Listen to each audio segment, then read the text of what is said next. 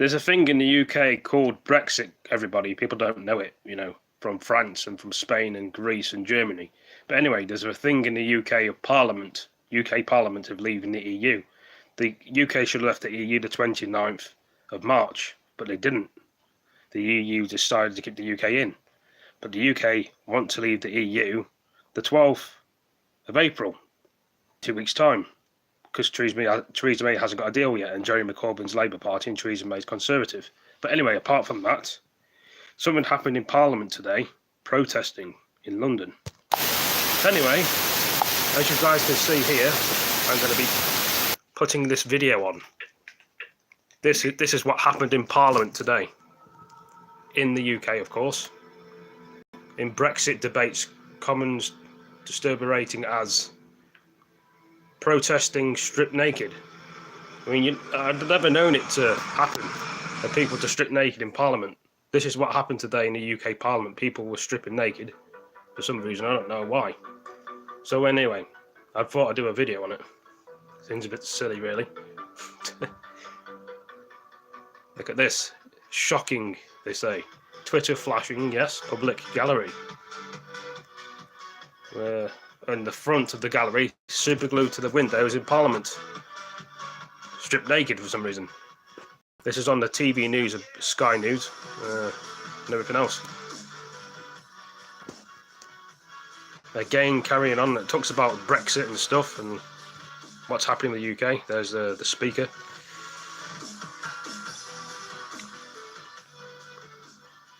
I mean, they could have got that point across a different way instead of super gluing themselves to windows. You guys can see here, this is Parliament in the UK. 12 people got arrested for sticking themselves to the window, super gluing themselves, and protesting of the referendum thing, I think. Yeah. Ridiculous.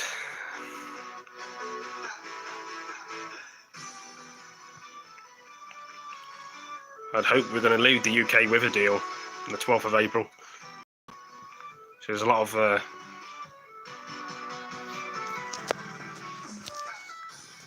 more following to follow.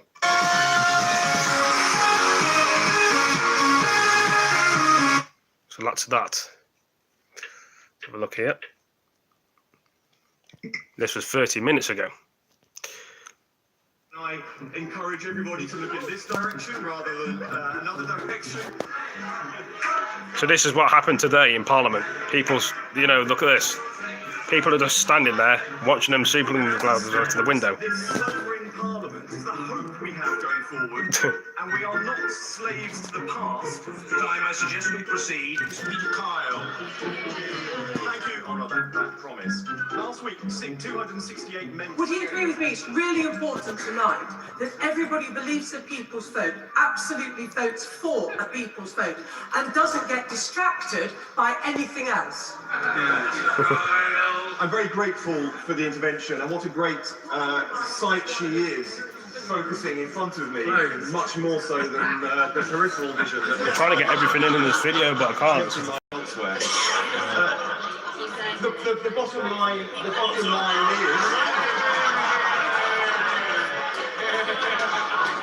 Bottom line is. Oh, wait.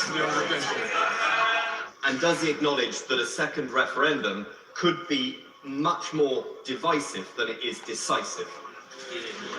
I'm grateful for the cheeky intervention from the parliamentary. Now, Mr. Speaker, I find myself wondering whether it's a coincidence entirely that the people who normally sit around me on these benches are not here, given that we all know that among them are noted naturists.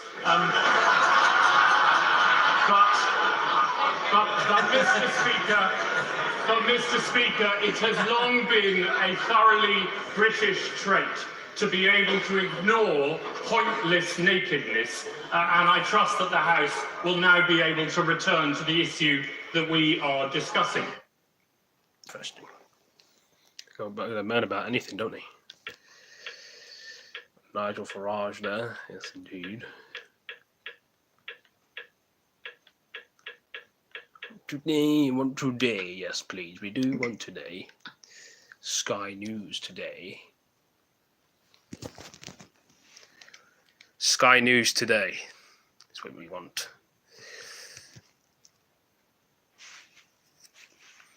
Interesting, me. Number 10 this morning, though Chief Whip Julian Smith was not seen. He also suggested the Prime Minister should have accepted the logic of a so-called softer Brexit immediately after the 2017 general election.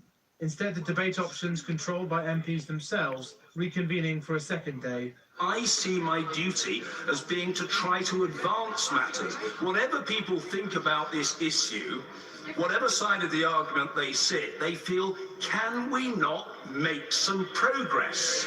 Just ahead, one Eurosceptic renouncing his votes for the government's deal.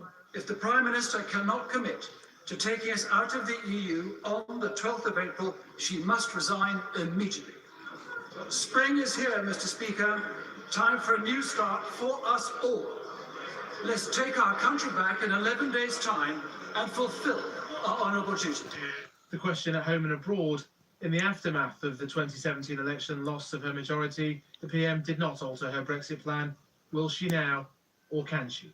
These are odd times, but it is pretty to hear the Chief Whip musing about cabinet discipline in public, but also to question fundamentally what has been the Prime Minister's strategy since the disastrous loss of her majority. 4 people defended in June Brexit 2017. options to the second referendum. Plowed on with Because the there, same the votes plan rules of to her be type of Brexit counted. did not recognise the changing shape of this Parliament. And the Speaker argument John that's being Burrows. had today in Parliament and needs to be settled very soon indeed could have been had at any point over the past couple of years. Meanwhile, back in Westminster, the record-breaking 6 million strong petition to simply revoke Article 50, also separately debated by MPs. And as if to add fast to fiasco, some half-naked environmental protesters taking over the gallery of the House of Commons. Though not even this enough to shift MPs' attention off taking control of Brexit this week. Faisal Islam, Sky News. Okay, well, let's get some sense of how MPs have been voting or what they make of this whole process this evening. Join our political correspondent, Kate Hard to get McGann, the who's thing in. Parliament's central lobby. So not expecting the result for quite a while yet, Kate.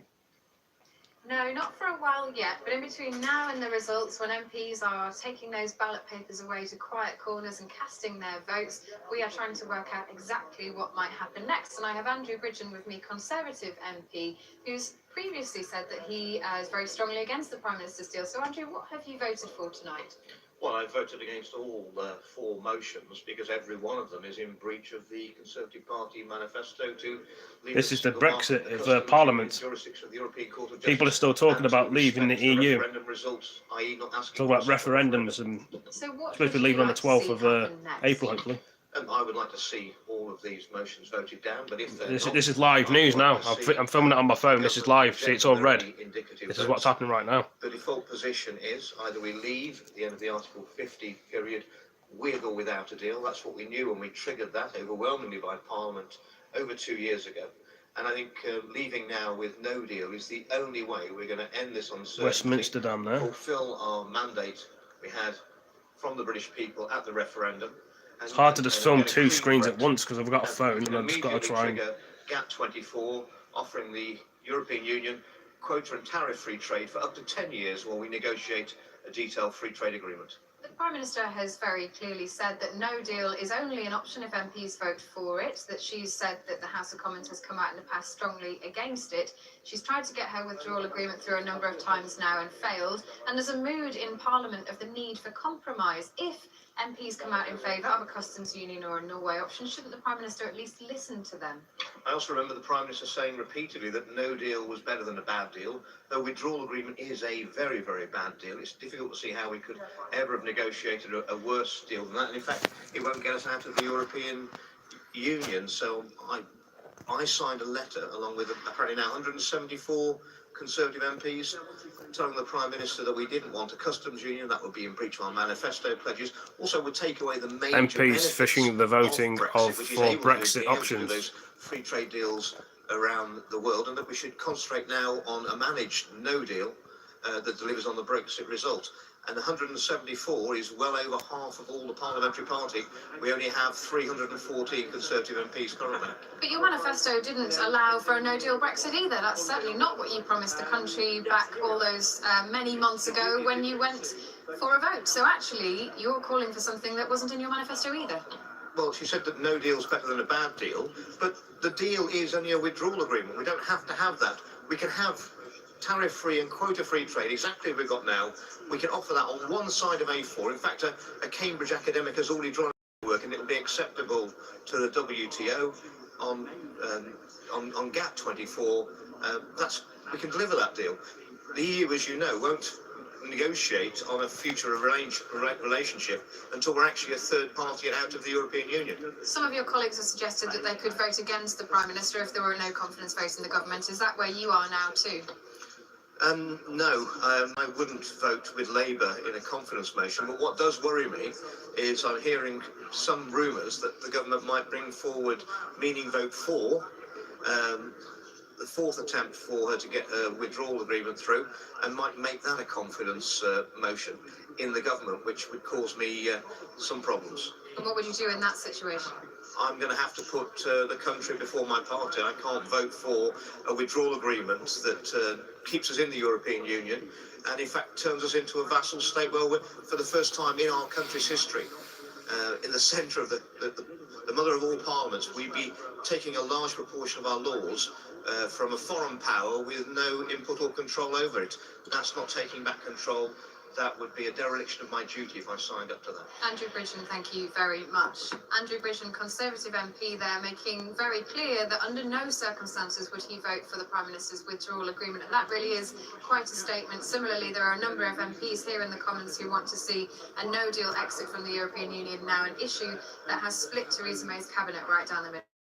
Yeah, still the sticking point. OK, Kate, thank you very much indeed. Back with you soon. Kate McCann there for us in Parliament's Central Lobby. Well, let's take you through what MPs have voted on this evening. The counting's still underway. Indicative votes, again, if you were with us last week, you'll be familiar with this process. MPs trying to find out if there's something they can coalesce around. So let's take you through the four that were selected by the Speaker, John Bercow.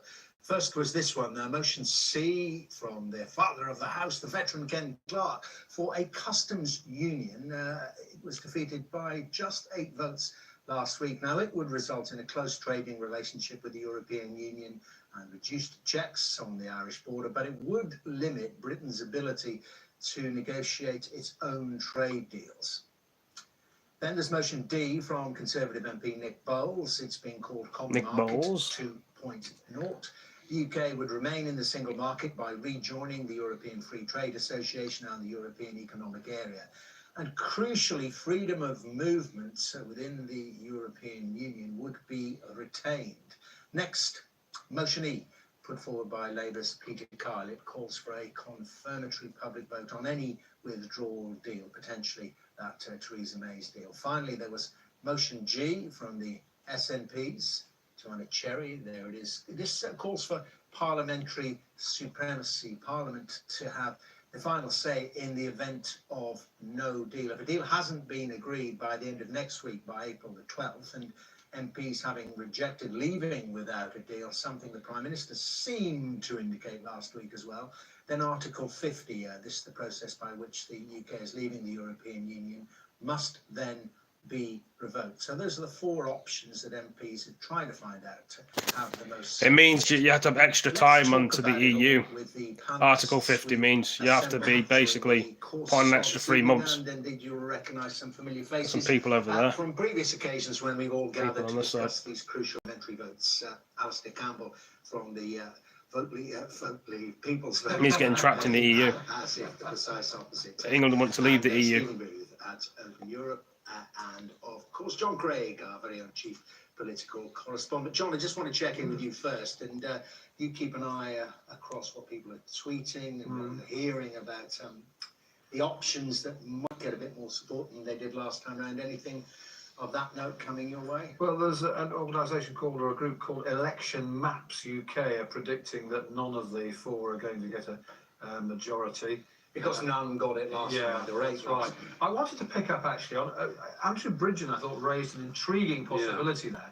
He talks about a rumour that the government, he's presumably heard from colleagues, that the government might bring back MV4, as it's known in the jargon, the meaningful vote, but make it a confidence issue. My word, the Prime Minister would be playing with fire, I think, if you did that. Just explain why that is. Well, we know that Mr Corbyn has once, in the last few weeks, put down a no confidence motion in the government, and all the Conservative MPs and the DUP backed them. And clearly, it's a desperate gamble by the government to say to those Tory MPs, look, you've got to vote for this. We're going to make it an issue of confidence. If you don't, there'll have to be a general election or there'll be a 14-day process under the Fixed Term Parliaments Act and so on. But the likes of Andrew Bridgen and other MPs we've named this evening, Steve Baker, Richard Drax, we saw them speaking in the chamber today. There's a hard core who, even if it's a confidence motion, they won't support the government. And so if the government is going to say to its MPs, this is the government's motion, and it's a motion of also it's a confidence issue, confidence in the government, vote it down, you're opening up the possibility of an election. Well, I mean, and bringing Stephen Booth on that, I mean, so it's shorthand for it is if you want to oppose the withdrawal agreement, you've got to bring the government down. It might then just mean that the Labour MPs who have been voting for the Prime Minister's agreement go the other way, because they want a general election for sure. Yeah, you have that problem. You also have the question of what the DUP do in that circumstance. So I think that's quite unlikely that they go down that route, because it's so kamikaze route, you might say. Yeah, exactly. I don't see that being very likely. When he talks about a rumour, I mean, it sounds to me. Look, it's fair to say that virtually every tactical step she's made has not really worked. But if they're thinking of that, I mean, I think that you are talking kamikaze. I've got to say that watching Andrew Bridgen there, I've got so much more respect for those guys than I do for the kind of Rees-Moggs and Johnsons and Raabs who just sort of folded because they thought, for whatever reason.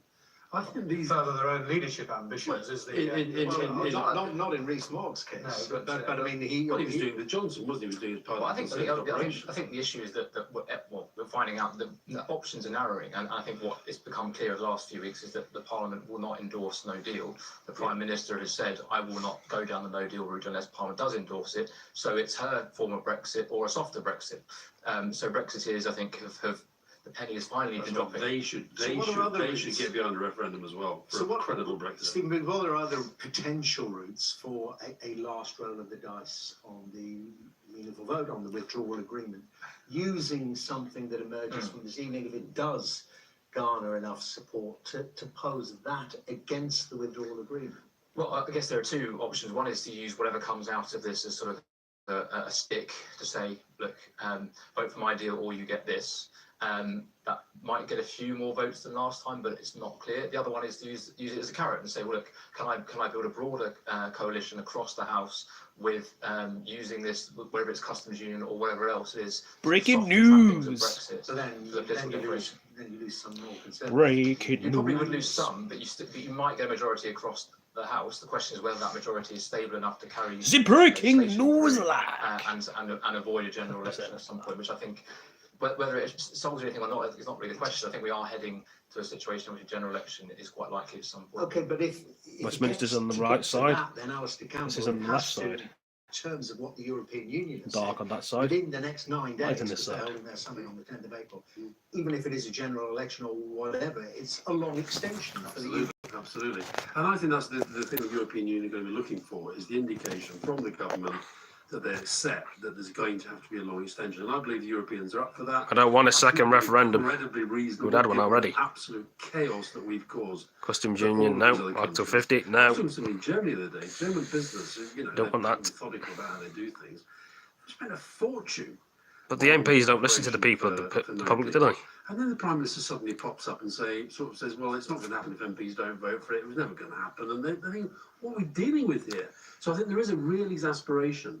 But I was really chuffed today because I did a tweet about Macron and Merkel and Tusk are absolutely keen for us to sort of find a way of changing strategy and staying in. And Merkel's economics minister was one of the first people to kind of put a very positive response to it. And I think the Germans and the French, even though this is a mess, even though it's chaos, I think they're hoping that in a long extension, we will actually come to some sort of central. Steve, do you agree with that? Because we get different noises, particularly coming out of France. Well, I think it's very hard to look at this and say the UK. I don't want to be a joining part and of staying in, France. or whatever it would be. The UK would be a stable member state in part of Europe. We're going to continue having this Part of the discussion. UK. It's going to be a huge, I think the European Union. I think the likelihood we end up with a Tory party that would become even more radicalised in terms of Brexit. So I don't see the UK being a sort of a member for the long term as a stable option. And I think a lot of EU member states now want to draw a line under this, but I think with the proviso that it's a Speaker John Borrows, or certainly something they cannot be MPs have finished voting on the fourth different Brexit options in the second round. Indicated vote. Rules to be counted. You can see the time now at 20 past 9. So we're expecting that result sometime after 10. What, if anything, have MPs agreed on? Stay with us. Brexit. Crisis. International. Sky News.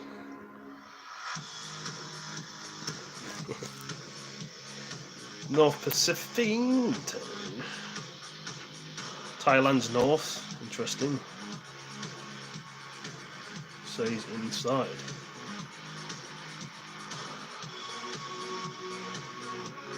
USA, yep, over Washington, drawing national festival, celebrity, Washington, Japan.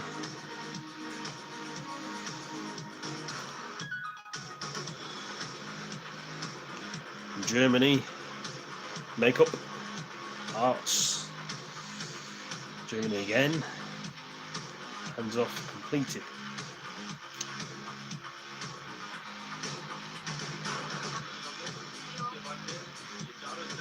Explosion in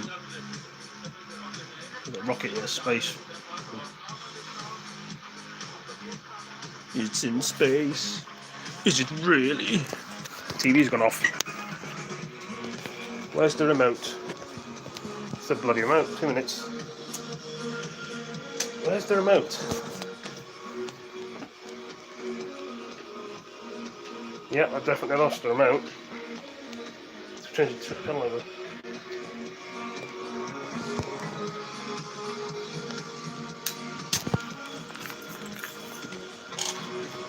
TV sometimes just goes off for some bloody reason. I don't know why.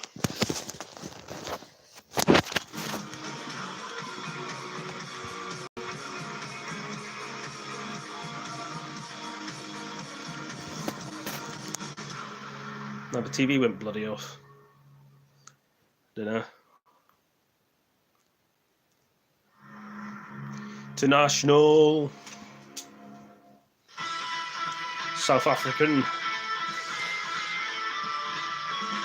I has to show you the whole globe with the bloody thing on the news. Right. Each to their own, as one would say.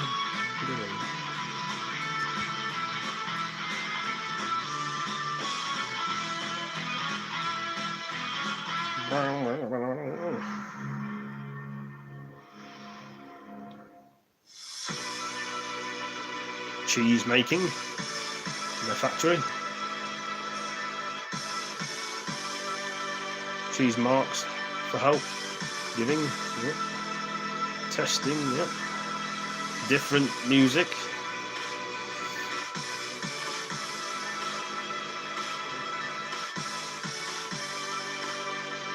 Advert after advert with this bloody thing.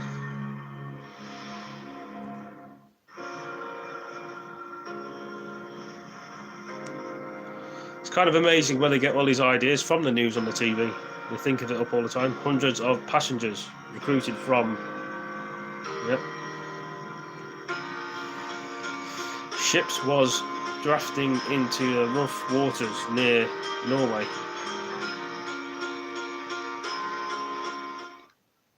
Back to Westminster, London. Welcome back. You're watching Sky News. Another night of voting in House of Commons. MPs have voted on for Brexit options to see which, if any of those, they. I don't know why they keep voting on the options already. It's like they can't make the bloody mind up Now, over the referendum. we know that there have been an awful lot of votes over the past few weeks in the House of Commons. It's hard to keep up with it all, so let's take you through, let's hold your hand as we take you through what might, the emphasis on might, Brexit crisis. happen next in this Brexit saga. So this evening, we've seen the second round of so-called indicative votes. This is MPs taking control, MPs voting again on a short list of Brexit plans that they've put forward. And 1st of April, then we get the 3rd of April. Selected by the Speaker, John Bercow. The 4 options they're voting on this evening. Now, Sky sources suggest the option that gets the most support could then perhaps put up in some way against the Prime Minister's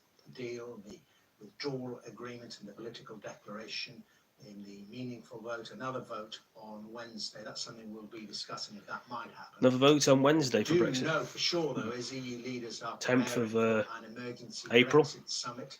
That's going to happen on April the 10th, Wednesday next week. And that, in effect, is the deadline for the UK. A longer extension to Brexit is likely to be discussed if the UK request one. So the UK has to sort out what it wants to do by then, what it's going to propose to the European Union. But of course, if the UK can't come up with a way forward, or if the EU, which is perfectly within their no rights, deal, refuses Brexit. a further extension, the UK will leave the European Union without a deal on Friday week. April the 12th becomes the new March the 29th, as Martin Selmayr from the EU tweeted out when that last deadline was moved. Now, if a longer extension is granted, then the UK will have to take part in European elections. They start on the 23rd of May and take place on different days over a period of days in some EU countries.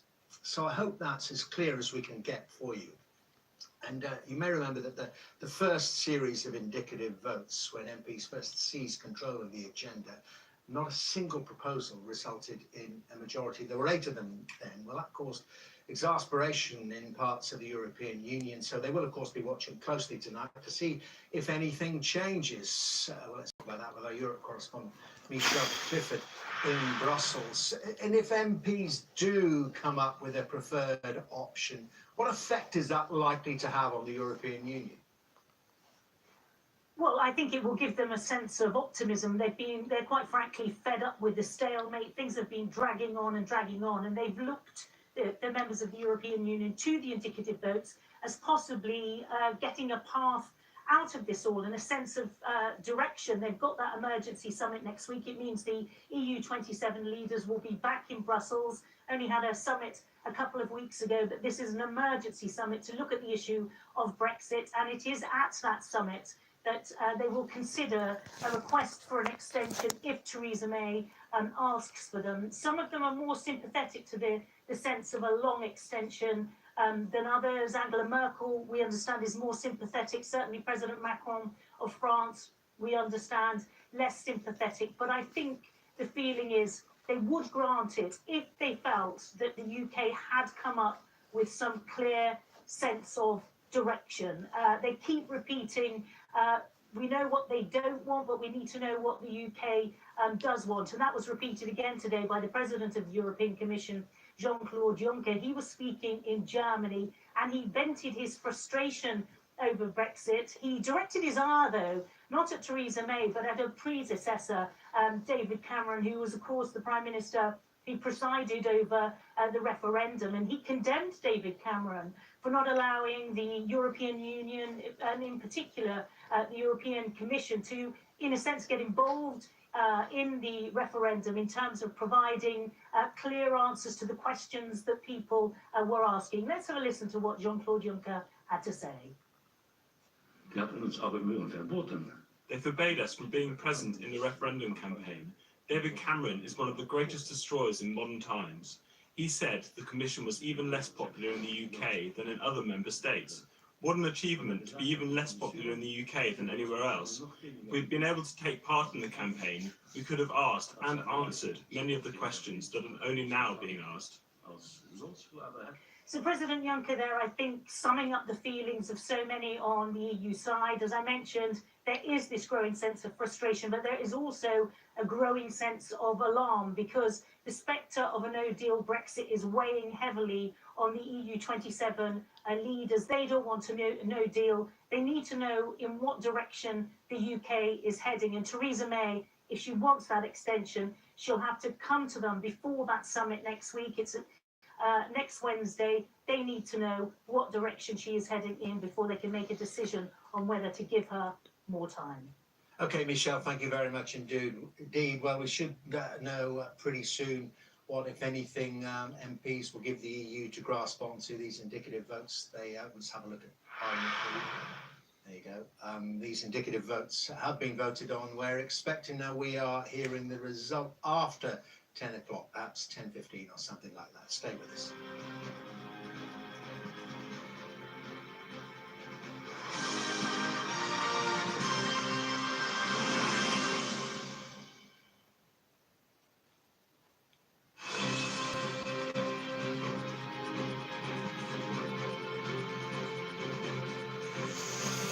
That goes to all the different countries now of what the weather's going to be like. It always goes in this sort of thing when you're in the news channel every day. So yeah.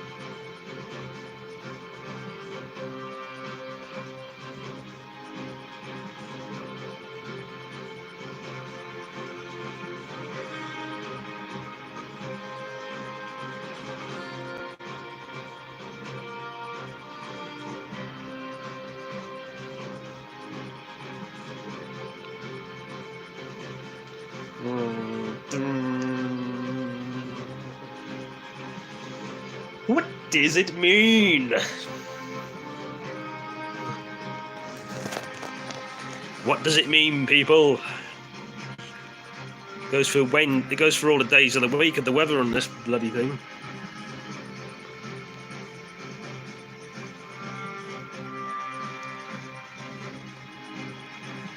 Does it mean? What does it mean?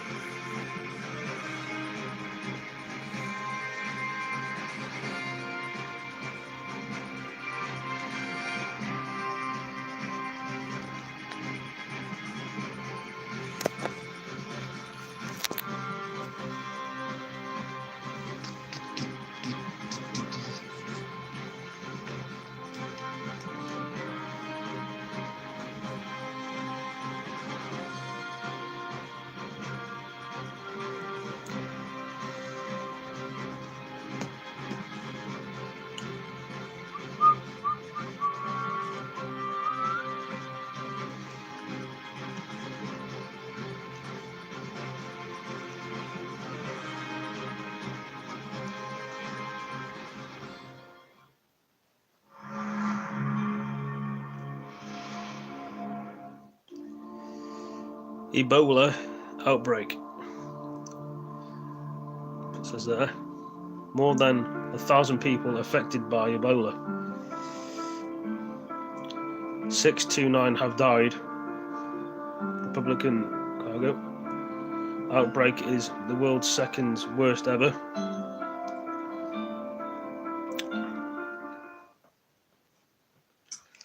Welcome back to another crucial night at Westminster. So many of them. This, though, MPs having taken control of the agenda, trying to find a Brexit option that they can agree on. You may remember they tried a week ago 8 options and none of them commanded a majority amongst MPs. They've been whittled down by the Speaker to 4 this evening, and let me just take you through them in shorthand. A customs union, a common market version, as it's being called, involving a customs union and membership of a single market, as well public votes on any deal if it is agreed, and the ability of Parliament to order the revocation of Article 50 if the UK is heading for no deal. So those MPs have voted, they've made their decisions, and they're being counted at this moment. We're expecting the results in perhaps 40-45 minutes time or something like that. Want to get though now the views of the Lib Dem leader. Sir Vince Cable joins me now from Central Lobby. Very good evening to you, Sir Vince. So of those options, just tell our audience which ones have got Lib Dem support. Obviously the referendum. Well, we voted for the referendum and we had 3 votes on the others. I voted for revocation to head off a no deal, and I abstained on the what you might call the soft Brexit options. I thought they were well intentioned, but the people who were sponsoring them made it fairly clear they were trying to get Brexit through without a people's vote, and I therefore couldn't support them. Okay, but the SNP have found a way of supporting them. The SNP, like the Liberal Democrats, obviously don't want any Brexit at all, but it's all about compromise this evening. So Vince? It is, and you know, it may be that we will get to some kind of compromise. I mean, I think what we're trying to balance is the need for compromise against the necessity, as we see it, for actually going back to the people to test out any decisions. They've already been to the people once or twice. I doubt that Parliament. Why would they want to go back to people again? Resolve it, and I think we are going for a vote anyway. I think it may well happen, surprisingly, by the government realising that the other options, like a general election, no, we don't need a general election again. They may, at very long last, come round to this themselves. Leave with no deal. Leave means leave the EU. I'm just interested in why you couldn't find a way, in the spirit of compromise, we've got it up on the screen at the moment, this option D, the Nick Bowles option, Common Market 2.0 as it's being called. Yes, it's not full membership of the European Union, but it's pretty close. Well, I did go along and I listened to his speech, and I was inclined to support it actually, but when he was challenged, he made MPs it very clear finished voting on the 4th Brexit option for the second round of gated vote. The 20th, I think it is. The possibility is open. It's simply Chairman by Communion Speaker John Burrows. It would then be open to a new Tory leader simply to tear it up and take us. We need to kick out the Tories, I think. So no, I think it was well intentioned.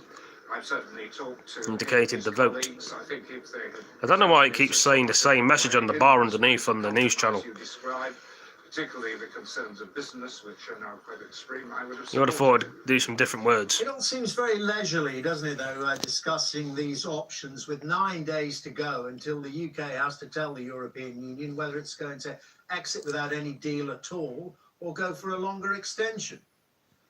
Well, indeed, it shouldn't be leisurely. It is a very dramatic time.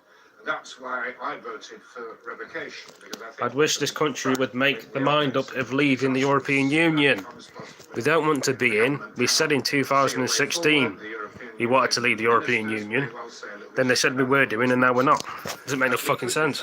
with a disastrous no deal, and that's why I voted for revocation, precisely because of the urgency. It's like them pissing and messing people around on this European thing. I mean, on that issue of revocation, Go around the it takes fucking circle. Government to do that. Do you believe that MPs now have the firepower if, I imagine it's pretty Betrayal. Introduce revocation at the last moment to stop the no deal.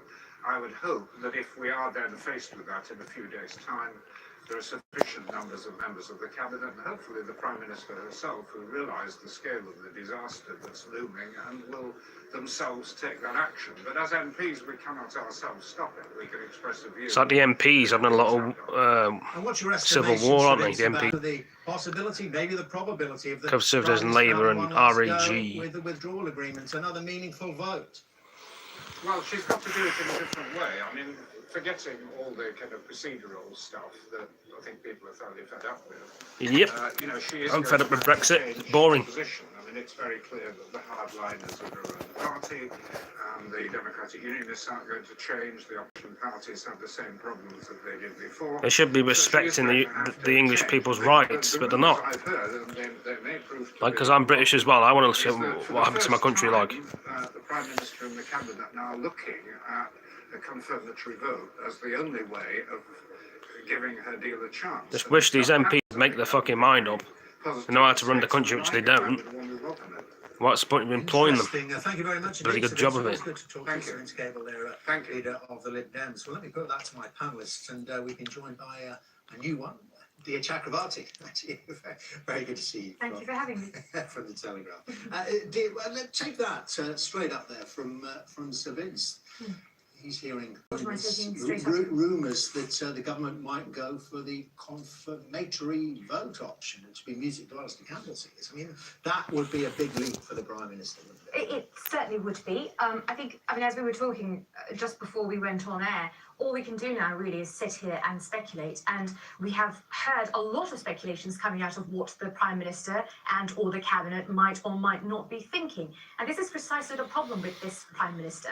A lot of the time we are left to actually working out what she is thinking because the expression of it isn't quite clear, as a lot of people might expect it to be. So if you have two divisions in the Cabinet where two sides are after two different answers to a question, both sides seem to leave thinking, I think the Prime Minister actually agrees with me. And this has always been a problem. So but it would be an extraordinary thing if the Prime Minister now comes back to the people, having said over and over again, this is the only deal that is possible for us to have from the EU, and now say to the people, well, Brexit means Brexit.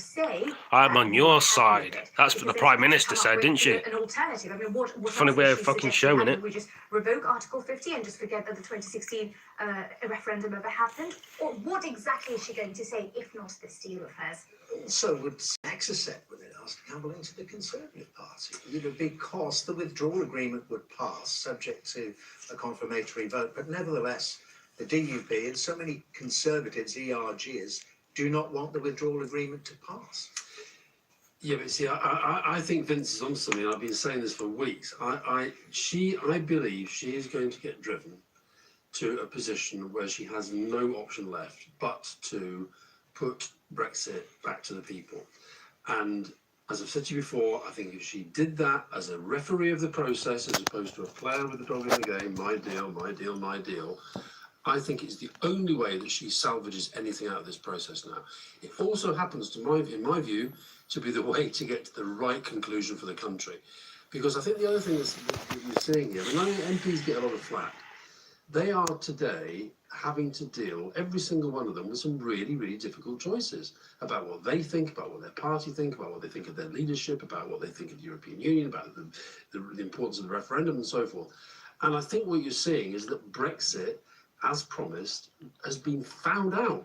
It's undeliverable. But I just want I think it will go back to people, and I agree with Vince. I think it'll be the government that does it. I want to stay with this issue. I mean, could you imagine the Prime Minister would be a totally out of character, wouldn't it? This great flourish, which, as I say, would presumably destroy her part.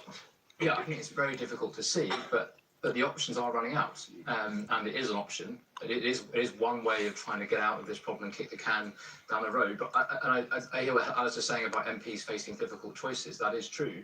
But ultimately, putting this deal back to the people is the ultimate cop-out. Because as we've been discussing, as we've been discussing for the last 2-3 hours, any Brexit that happens, and the EU has told us repeatedly so, is predicated on the withdrawal agreement that MPs have been refusing to engage with. Effectively, it is a rerun of the referendum, isn't it? Because a withdrawal agreement is leaving the EU, so that's out.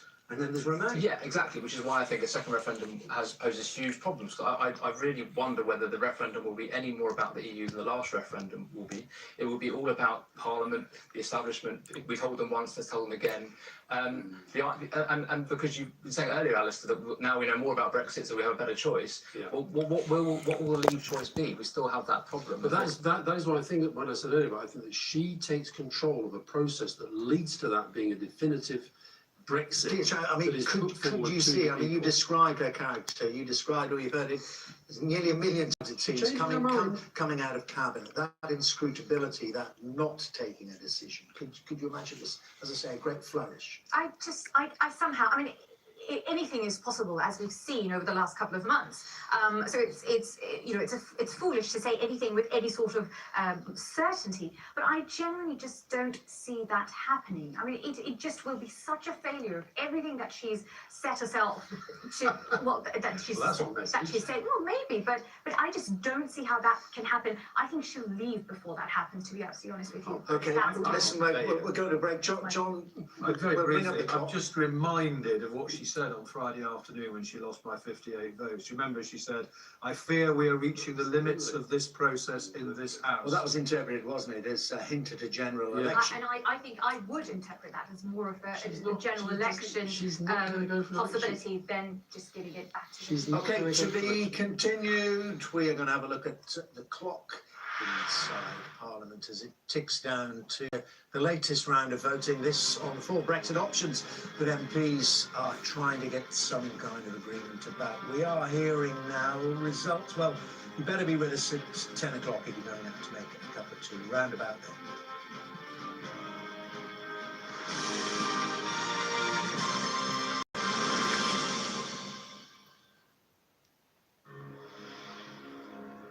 The head of Facebook was sorry in Washington.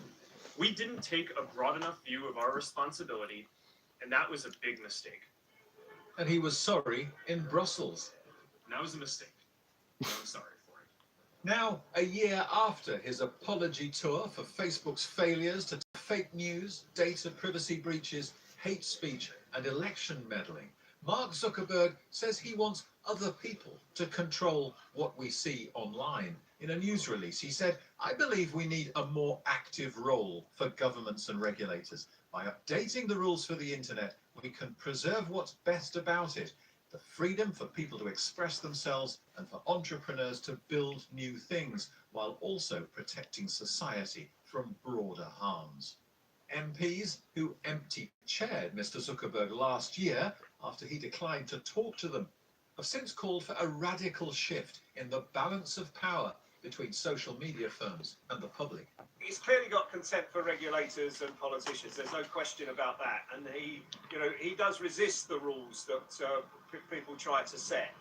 And what's happened also is that he has come to this point where he says there has to be some sort of oversight and some regulation and independent enforcement. But I think he's come to that position because he knows that's where politicians across the world are going, and that eventually that those regulations will come in, and he's now trying to set the rules. Facebook's call for outside help comes 2 weeks after the deaths of 50 people in attacks on 2 mosques in New Zealand were live streamed on the site, and as US prosecutors are said to be investigating the firm's data sharing.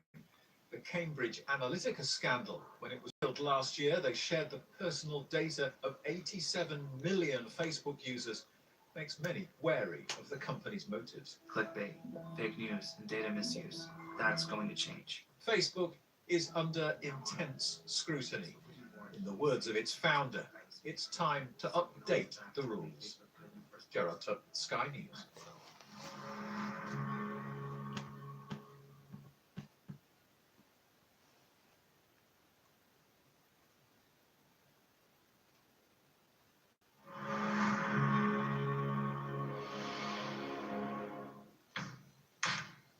Hong Kong. Hong Kong.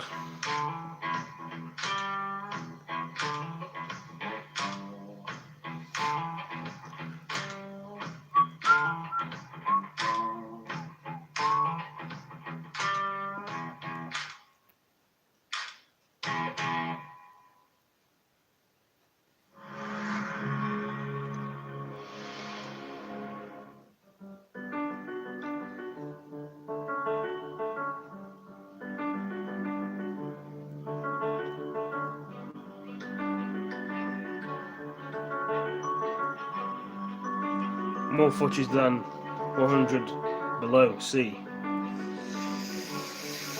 Indeed.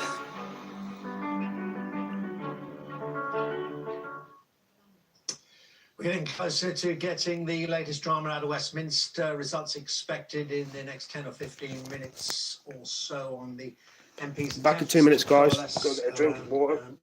Agreed way forward on Brexit. 4 softer Brexit options selected by the Speaker for voting on this evening. The voting is taking place. The counting's happening now. Let's test the mood inside the House of Parliament and join my colleague, Kate McCann. Hello there. Well, I am joined by Owen Smith, the Labour MP. There are lots of MPs milling around in the House of Commons, some of them in the bar, some of them having a cup of tea. But Owen Smith, how did you vote this evening? I voted with my principles. I voted in favour of people's votes. I've advocated that for the last 2.5 years because I think that's the right democratic thing to do, test the will of the people at the end of the Brexit process. And I voted as an emergency break, if you like, in favour of the ability of Parliament to revoke Article 50 if we look as though we're going to crash out of the EU with a devastating no deal. But so that you didn't vote with the Labour whip, which was to vote for the other 2 customs union options? No, I didn't, because I feel that both are soggy, compromised positions that risk, in my view, taking away from the progress we've made as a country towards accepting a people's vote as a necessary democratic step. You've taken a slightly different view to Jeremy Corbyn, and he's written to Labour MPs tonight, setting out the reasons for the whip, the reasons for asking his MPs to vote the way I'm drinking he some has. orange You juice. don't agree necessarily with what he's saying. Just explain that to us. Well, the thing I was most disappointed in the letter that Jeremy sent out this evening is it made explicit in his view that the Labour Party should only, on his watch, have a people's vote in respect of Theresa May's current deal. It implied that there wouldn't be a people's vote on any Labour deal if we were ever in a position to implement that. And I think it also implied that if Theresa May's deal were amended with any of the motions that were considered tonight, in particular, the tacking on of a customs union in a vague promise in a non-binding part of the Still trying to find the vote. Once we've done the vote on here of Westminster, then I can end the stream of the phone thing. or what Labour members think. So you feel that the Labour leader has gone back on his promise? Well, I think the Labour leader has always been lukewarm about the idea of a public vote at best. And this does A public vote at best. Best vote ever. Certainly Tom Watson just yesterday, which is we are. You know me now. Yes. Says we. Options clears the parliament. Way for us to end the Brexit process, and I think it's also what Labour members. That's the time now, guys, as you can see. Well, thank you very much, Owen Smith. So you hear there, one of those options that MPs are voting on this evening is a so-called people's vote, a second referendum. The question is, will it get enough support in the House of Commons? Well, we don't have that much longer to wait now to find out.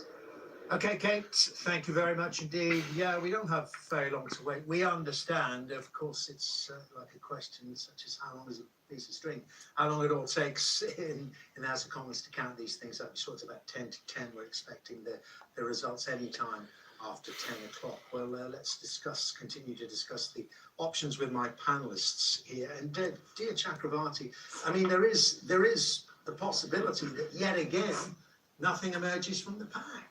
And that is the worry, I think, because even though we were told that there is clearly a majority in Parliament, but the government wasn't letting the MPs debate and discuss and come to a decision, I think the last couple of weeks have shown that there really isn't that clear majority, even in the House of Commons, for any sort of a deal. I think what's going to be particularly frustrating for Downing Street is that I think Stephen was probably talking about it before I came on, sort of, but to reiterate that a lot of these options that the MPs put their names for or promote, such as a customs union or a single market and a customs union scenario, can only happen once the withdrawal agreement stage has been cleared. So as far as this Downing Street is concerned, they will say, well, you can come up with all these suggestions and you can say that there's a majority for these suggestions, but unless my deal or the Prime Minister's deal passes and we go to the sort of the future economic partnership part of our relationship with the European Union, it's all irrelevant.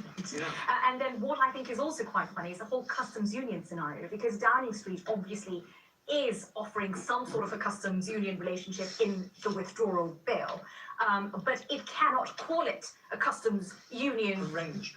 Yeah, it cannot call it a customs union because it fears that it'll lose its MPs from its own side if it calls it customs union. But until it calls it a customs union, it cannot get the Labour votes it needs in order to pass its withdrawal agreement. So this is the conundrum that they'll find themselves in. Another one. But John Craig, so if that happened, if nothing, excuse me, emerges from these four this evening, would they bother with what's scheduled for Wednesday? Well, I think Mr. Letwin and his supporters will want to, but I think there will be a lot of Conservative MPs who say, look, you've had 2 attempts at this, there's no point in bothering again. So I think there will be a debate about whether they should. I have to say, I'm going to stick my neck out. I predict none of them will go. I think they'll have a similar result to last time. In many ways, if that's what happens, it actually bolsters the argument in Downing Street that, okay, my deal is the only deal which offers you a pathway to all of the things you're still debating and you can't agree on. It's harder for her to push her deal and her deal only if one of these things does emerge, because then it's her deal plus something else. But it means then, Alistair Campbell, we've been chasing around them for about 10 days because we know there are some diehards, not least among them the Democratic Unionist Party, who will not vote for the withdrawal agreement. Absolutely, that's why I don't think that's going to go through. I was really interested in what Vince Cable said about Nick Bowles. Why Nick Bowles, who's This is the common mark. Yeah, and he's constantly, for weeks and months, been accusing us at the People's Vote of being cultist and tribal and all this sort of stuff. And yet, it was interesting that Vince there was clear that he would have supported the Common Market 2.0 if Nick Bowles had not ruled out the idea of attaching it to People's Vote. I think that put off some Labour MPs. I think so, and I think that's because the Letwin, part of the Letwin-Bowles thing is actually they want to do Brexit, they want to get it done before the European elections, they want to get it done quickly. But the idea of ramming this through now, based on the idea of snatching something from one vote in Parliament, I think is an absurdity. So I think Bowles, I hadn't realised he'd been so clear about that. I think that's a big mistake. I think it was an intervention during his speech. Well, I think he's been clear from the outset that he was No, I know, opposed to a but I second think- referendum. No, I And know and that's that, the but fundamental. why cut? If we're all talking about compromise, as I understand it, I think Stephen Kinnock had moved to accepting a second referendum attached to this proposal. I wonder why Nick Bowles has been so, and I think it's because I think Labour back to my phone sensed, just and gone. I think the SNP on this as well, that the Letwin thing is actually about getting Brexit. It's different to I'm going to cut you off there because we're going to take a short break. When we come back, all eyes on the Houses of Parliament. We have just been hearing the division bell ringing in the House of Commons, which has signalled as the Speaker told MPs 10 minutes until the result. Join us at the top of the hour.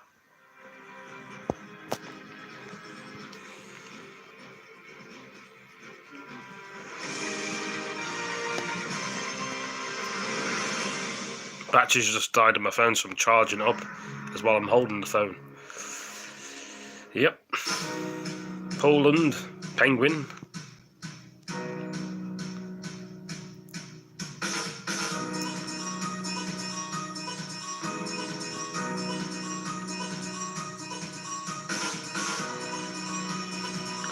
Keeps saying the birds is only one of its kind.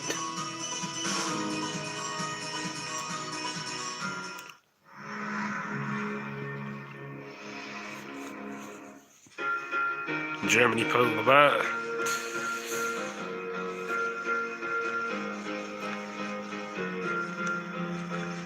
Baby polar bear makes out zoo in Berlin. Female cub seen for the first time with her mother.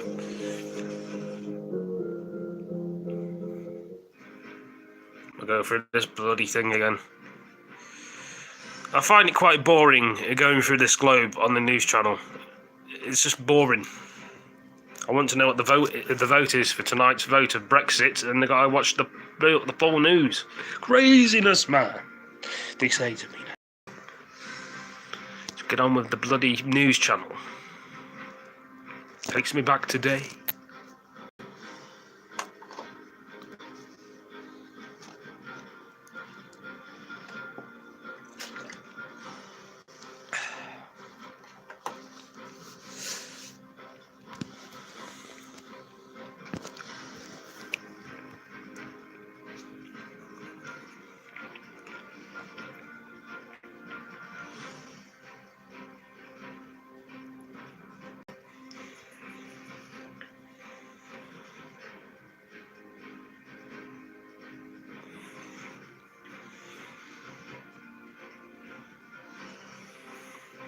1 full out 1 hour of the news channel.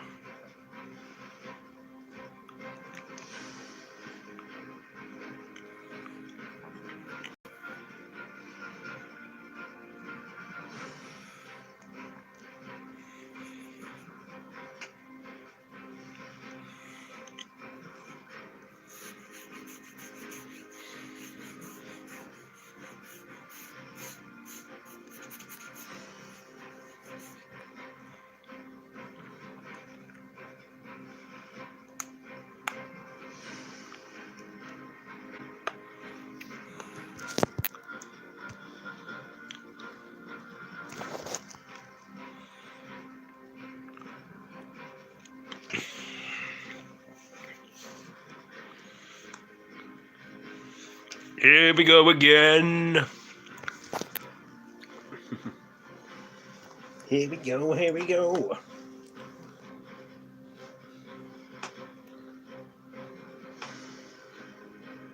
Who's in Brexit?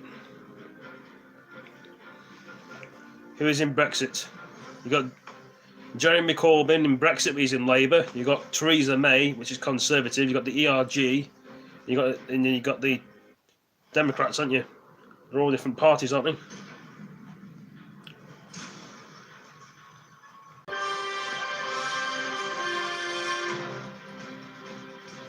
It's 10 o'clock. This is Sky News Live from Westminster, where MPs are about to hear the results of their latest votes on Brexit. Last week, they rejected all alternatives to Theresa May's deal. Tonight, she may not be so lucky. Labour, as well as the SNP, have planned to stay part of the single market. There's Jeremy Corbyn. Softer Brexit than the Prime Minister Well, the wants. phone's just died on me, the battery has. Order. The votes should have been finished counting about now, with the results expected any time now. But protesters have already delivered their verdict, stripping off in the House of Commons to accuse MPs of ignoring everything but Brexit.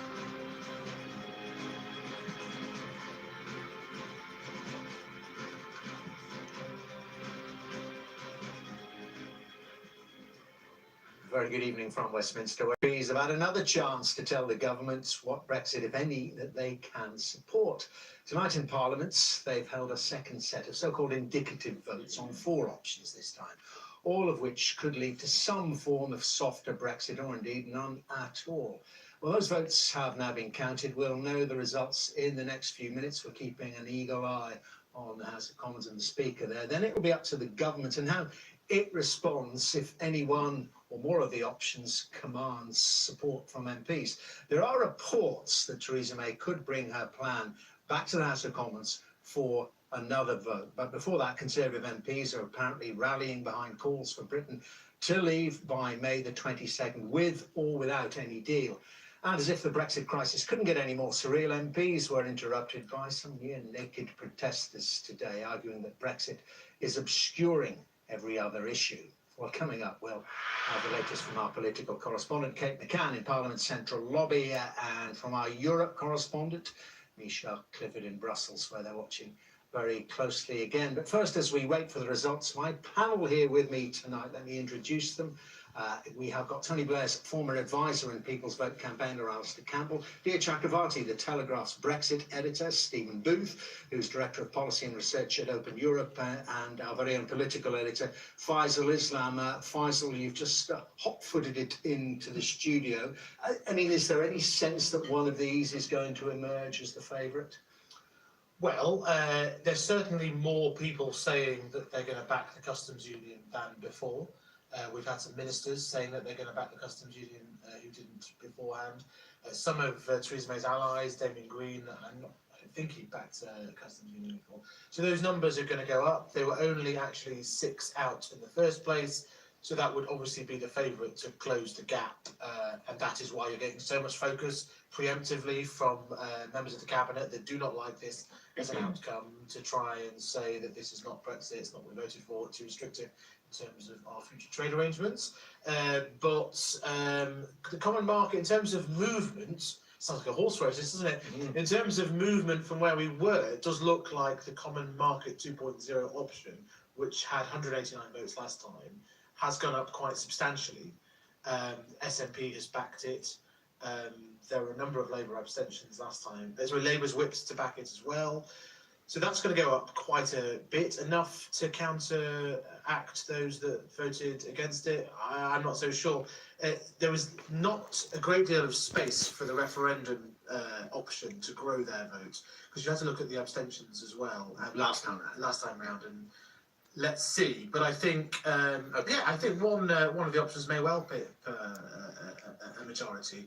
But I think the other metric to look at is, will any of them get above 286, I think it was, which was the high watermark for the meaningful. Well, it was the non-meaningful sort of vote withdrawal. All right, right. So but Stephen Booth, if let's pick out the customs union one, if that commands, well, most MPs anyway, what effect will that have on the Brexit process, if any? Well, I think firstly it puts the Prime Minister in a real dilemma. Does she effectively endorse that and try to use that to push her deal through and say... Okay, listen, I'm going to cut you off there because we can see the Speaker getting back into the chair. Let's listen. Order. I can now announce the outcome of the divisions on motions relating to the United Kingdom's withdrawal from and future relationship with the European Union. In respect of Mr. Clark's motion C, Customs Union, the ayes were 273, the noes were 276. So the noes have it. In respect of Mr. Nicholas Bowles' motion D, Common Market 2.0, the ayes were 261, the noes were 282. So the noes have it.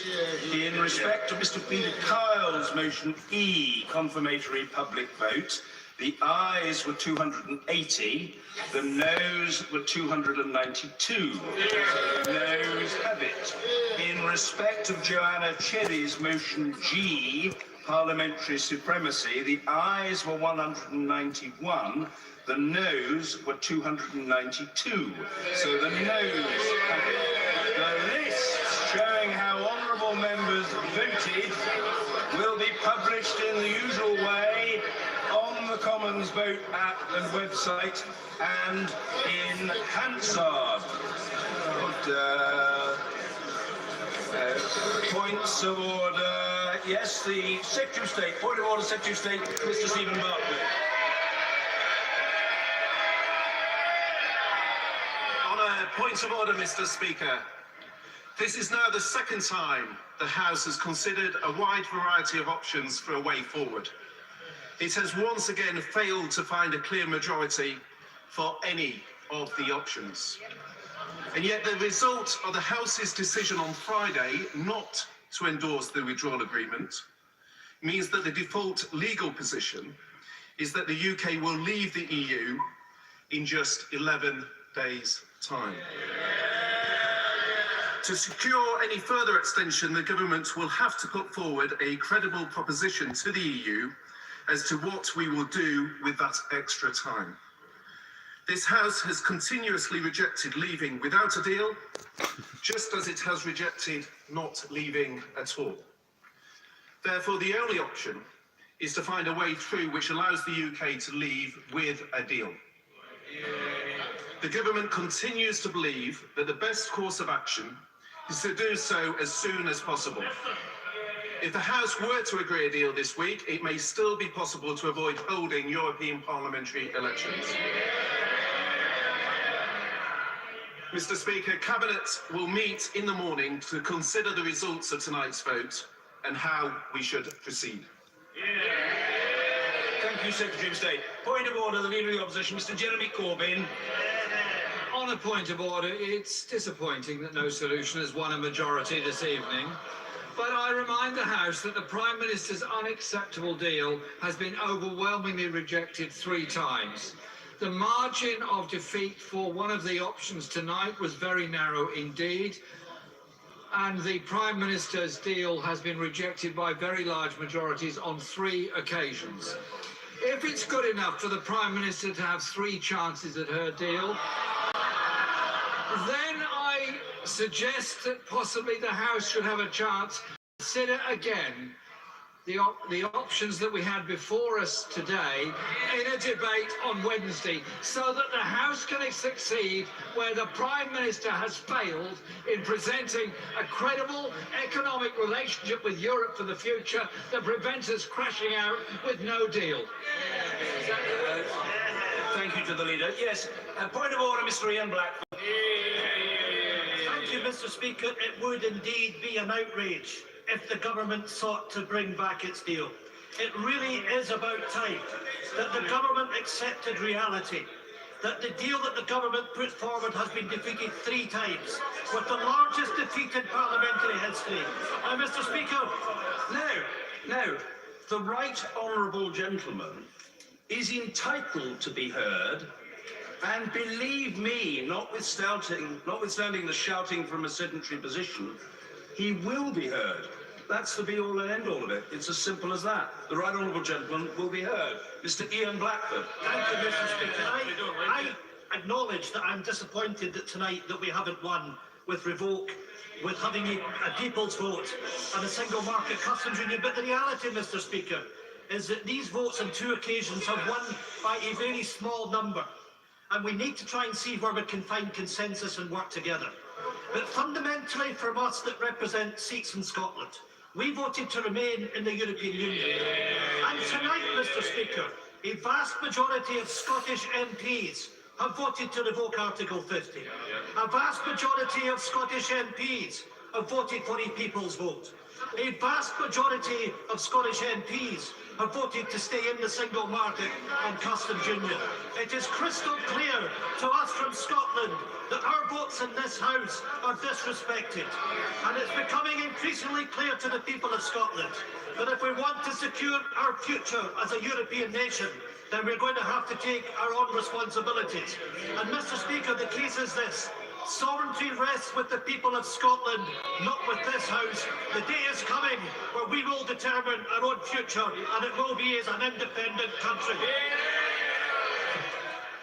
Reaction there from the leader of the SNP in Westminster, Ian Blackford, to this news that MPs have rejected all 4 different Brexit options, soft Brexit options, put before them a customs union, a form of common market, a people's vote, and a revocation of Article 50. Let's get reaction from our political editor. First of all, Faisal Islam, is this a boost, even if a tiny one, for Theresa May?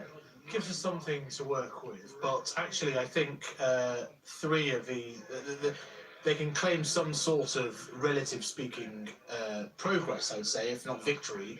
The customs union obviously only failed by 3. Margin of error stuff, easily pass in slightly different circumstances. There were a couple of errors last time around. Well, I don't think that's going to be the case, but but that is exceptionally close. So as we know, there's basically, obviously the cabinet abstains, so you'd expect them to come in against that. Or would you? Let's see. The Cabinet will discuss this tomorrow. Food for thought there. The number 1 option, the option with the most number of MPs behind it, was the Peter Kyle option on the referendum, 280. And it also cuts the deficit. It was minus 27 last time, it's now minus 12. But as we were talking about, the option with momentum is the Common Market 2.0, which was defeated roundly last time, probably just squeaked onto the ballot paper, but went from 94 down last Wednesday to just 21 down. Faisal, just while we're going through those numbers, we're just hearing one of the proposers of one of these motions for Common Market. I've been fucking hoes and popping pillies, man, I feel just like a rock star. He's resigned the whip, saying he cannot remain in the Conservative Party. Well, that is very.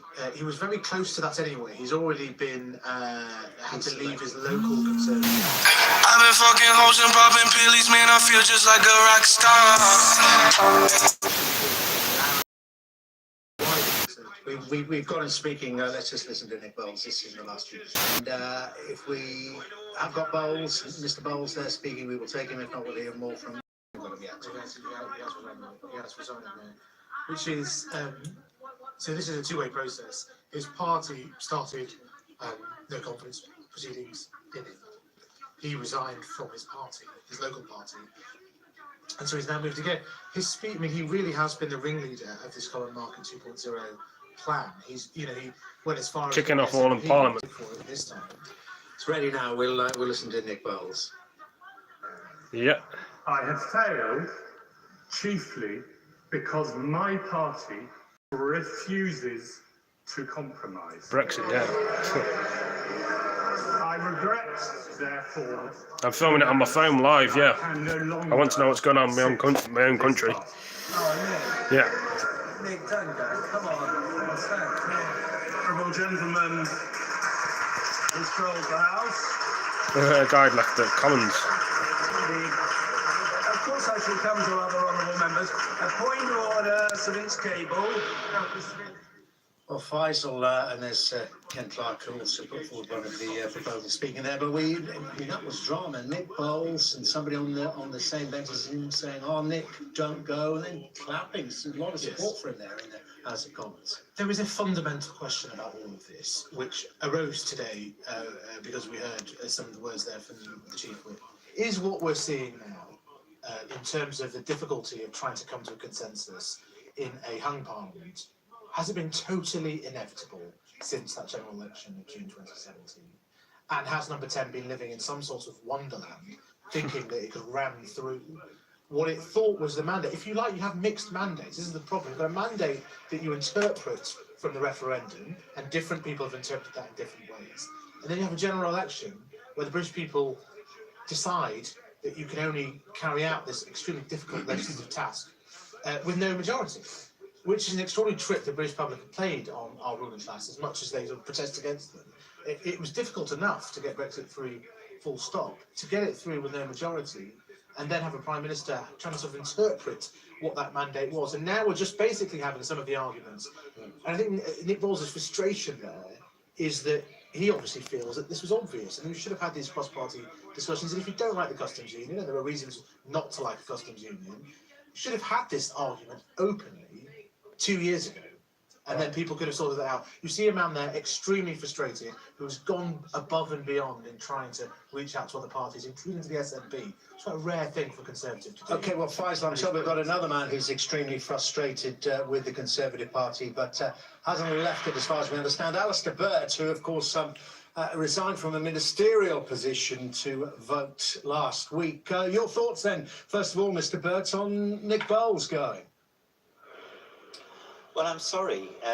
This is all, very serious stuff. It shows the degree of weariness and frustration here. I'm sure we mirror exactly what's going on outside in the country. We know that people are finding it difficult to come to conclusions away from Westminster. And Nick's situation reflects the weariness that we all feel here. I voted for Kenneth Clarke's motion today. I voted for the Prime Minister's withdrawal agreement last week because I do believe the best thing is to get an agreement to leave, but an agreement that gives us a good chance of a relationship with the EU in the future. And I'm sorry we're still not there. What percentage of you is tempted to join Mr. Bowles?